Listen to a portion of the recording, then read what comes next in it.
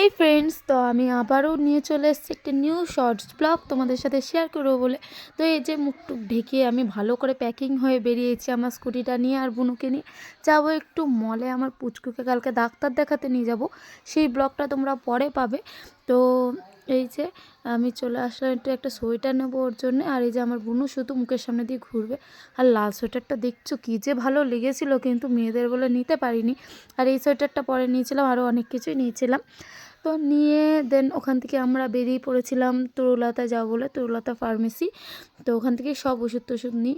এই যে তো ওখান থেকে আমি দুধ নিচ্ছিলাম, দুধ নিয়ে তারপরে টুকুস করে টুক করে বাড়ি চলে আসলাম। এসে দেখি এই যে আমার মা এখানে চপ ভাজছিল বেগুন দিয়ে। তো সেরা সেরা হয়েছিল। তো আমার মায়ের হাতের রান্না বেস্ট রান্না। তো এই যে আমার বোন এখানে ধিদিং ধিদিং করে নাচছিল। ওর আর কি কাজ ধিদিং ধিদিং করে নাচা ছাড়া। তো মেতে সো প্যারি এই গানটায় নাচছিল। আর এই যে আমি একটু লুকিয়ে লুকিয়ে চুরি করে খাচ্ছিলাম যে কেমন হয়েছে, দেখলাম সেরা লাগছে। তো মাকে বললাম একটু ধনেপাতার চাটনি করো, তো মা এটাও করে নিল। সেরা লাগে সেরা। কার কার ভাল লাগে প্লিজ কমেন্ট করো। তো এই যে আমি ওখান থেকে টুক করে একটা উঠি নিয়ে খেতে শুরু করে দিয়েছি। তো এখানে আলু পুড়িয়েছিলাম পাশে একটা, তো পুড়িয়ে আমি খাচ্ছিলাম। আর বুনু ওখান দিয়ে আয়নায় নিজের মুখ দেখাচ্ছিলো বলে আমি মুখটা ওরকম করলাম। তো এই যে আমার দুটো শয়তান হারামি বুনু, শুধু আমি যেটা খাবো সেটাই খাওয়া লাগে।